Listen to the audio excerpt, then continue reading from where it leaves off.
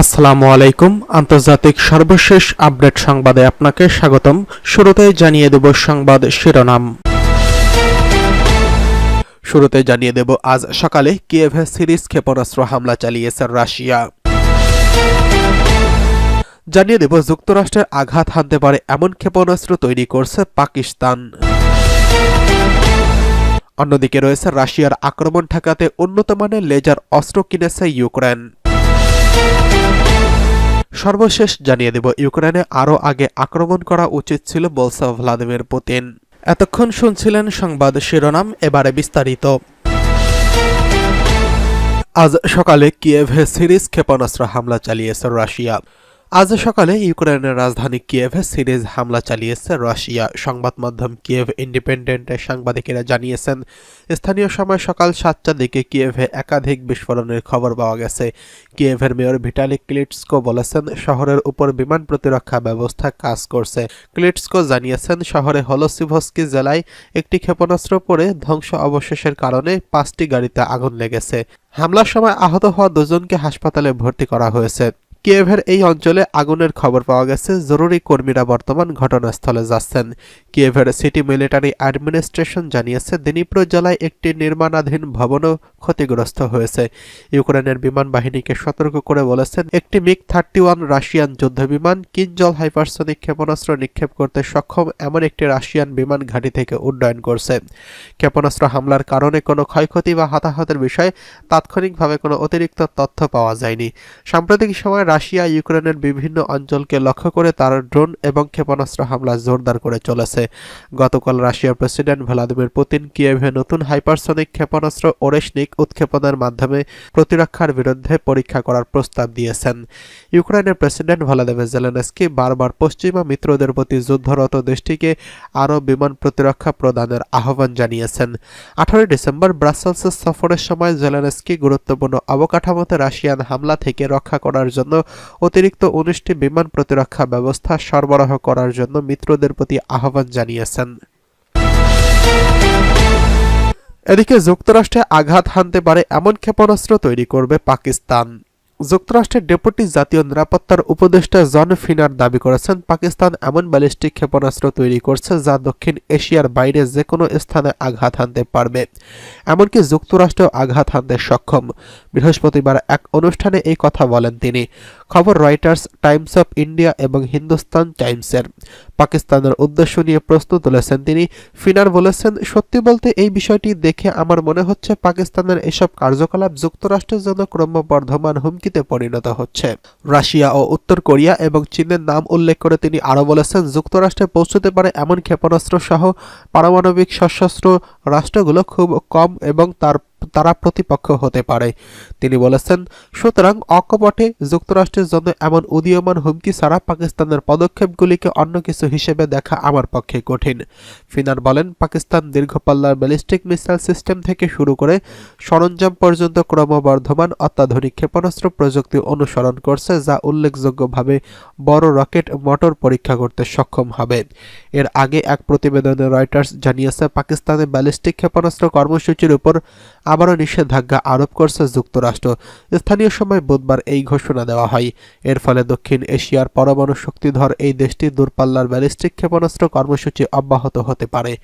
প্রতিবেদনে বলা হয়েছে, যুক্তরাষ্ট্র পাকিস্তানের 4টি সংস্থার উপর নিষেধাজ্ঞা আরোপ করছে, যার মধ্যে পাকিস্তানের রাষ্ট্রীয় মালিকানাধীন প্রতিরক্ষা সংস্থাও আছে। ব্যালিস্টিক ক্ষেপণাস্ত্রের বিস্তার বা সরবরাহ করে এমন প্রতিষ্ঠানগুলোতে এসব নিষেধাজ্ঞা দেওয়া হয়েছে। মার্কিন স্টেট ডিপার্টমেন্টের মুখপাত্র ম্যাথিউ মিলার এক বিবৃতিতে বলেছেন, একটি নির্বাহী আদেশের অধীনে গণবিধ্বংসী অস্ত্র এবং সেগুলোর সরবরাহের উপায়গুলোকে লক্ষ্য করে পাকিস্তানের জাতীয় উন্নয়ন কমপ্লেক্সে এবং 3টি সংস্থার উপর এই নিষেধাজ্ঞা আরোপ করা হয়েছে। এদিকে রাশিয়ার আক্রমণ ঠেকাতে উন্নত মানের লেজার অস্ত্র আনছে ইউক্রেন। রাশিয়ার অব্যাহত আগ্রাসন ঠেকাতে উন্নত মানের লেজার অস্ত্র তৈরির কথা জানিয়েছে ইউক্রেন। মূলত ড্রোন ভূপাতিত করার এই সিদ্ধান্ত নিয়েছেন কিয়েভ। এই লেজার অস্ত্র 1 মাইল দূরের আকাশের লক্ষ্যবস্তুকে হামলা করতে পারে। অবশ্য ইউক্রেন যুদ্ধ শুরু হওয়ার পর থেকে ইউক্রেনের ড্রোন ধ্বংসে লেজার অস্ত্র ব্যবহার করে আসছে রাশিয়া। এবার এই সক্ষমতা অর্জন করছে প্রতিপক্ষ ইউক্রেন। লেজার অস্ত্রটির নাম ট্রাইজোব। চলতি সপ্তাহে ইউরোপ প্রতিরক্ষা শিল্প সম্মেলনের অস্ত্রটি প্রকাশ্যে এনেছে ইউক্রেন। আজ শুক্রবার 20 ডিসেম্বর এক প্রতিবেদনে এই খবর দিয়েছে ভারতীয় সংবাদ মাধ্যম এনডিটিভি। ইউক্রেনের মানুষ্যবিহীন সশস্ত্র বাহিনীর কমান্ডার ভাদিম শুখরভেস্কি বলেছেন, আজ আমরা ইতিমধ্যেই এই লেজারের সাহায্যে 2 কিলোমিটারের বেশি উচ্চতায় বিমানগুলোকে গুলি করতে পারি। এটি সত্যিই কাজ করে, সত্যিই এটি বিদ্যমান।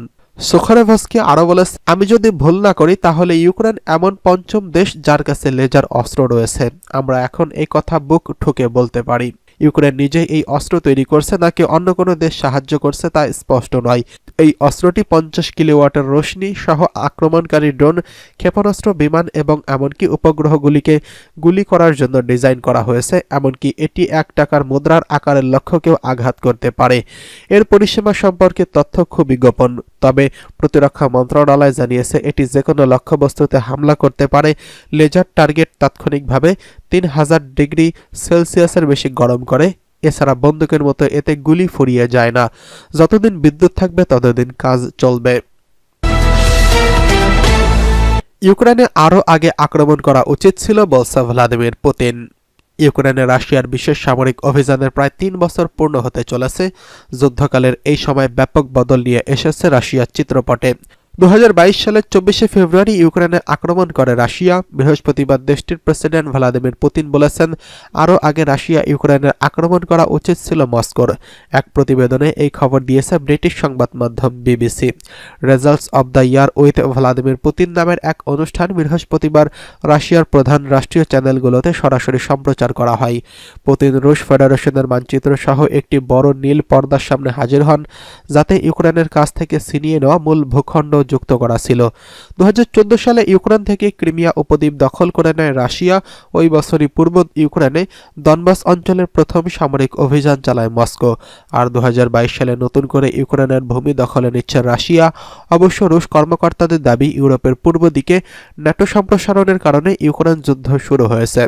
বৃহস্পতিবার পুতিন সংবাদ সম্মেলনের বড় অংশ জুড়ে ছিল রাশিয়া ইউক্রেন যুদ্ধ প্রসঙ্গ। সেখানে পুতিন বলেছেন, যুদ্ধের সমাপ্তি টানতে তিনি সমঝোতার জন্য প্রস্তুত, তবে কী ধরনের আপোষ বা সমঝোতা হতে পারে তা স্পষ্ট নয়। প্রতিদিনই ইউক্রেনের রুশ সেনারা এগিয়ে যাচ্ছে বলে দাবি করেছেন পুতিন। এই সময় নিজ দেশের সেনাদের নায়ক বলে মন্তব্য করেছেন তিনি। এক পর্যায়ে পুতিন তার পেছনে 2টি পতাকা ধরা হয়। তিনি বলেন, এই পতাকা কুরস্কে যুদ্ধরত সেনাদের স্বাক্ষর করা।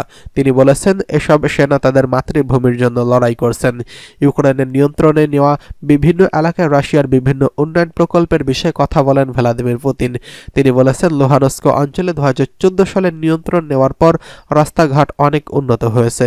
এদিকে রাশিয়ান সামরিক বাহিনী রাসায়নিক জৈবিক বাহিনীর প্রধান লেফটেন্যান্ট জেনারেল ইগোর কিরিলভ নিহতের ঘটনায় বুধবার ক্রেমলিনের মুখপাত্র দিমিত্রি পেসকভ ইউক্রেনের বিরুদ্ধে কড়া হুঁশিয়ারি করছেন। তিনি বলেছেন, এটি এখনই স্পষ্ট যে সন্ত্রাসী হামলার নির্দেশ কে দিয়েছেন। পেসকভ বলেন, কিরিলভের মৃত্যু প্রমাণ হিসেবে মস্কো 2022 সালে ইউক্রেনে আক্রমণ করার জন্য সঠিক ছিল। এছাড়া কিরিলভের হত্যার ঘটনায় ইউক্রেনকে চরম মূল্য চোকাতে হবে বলে সতর্ক করেছেন রাশিয়ার নিরাপত্তা কাউন্সিলের উপ চেয়ারম্যান দিমিত্রি মেদভেদেভ।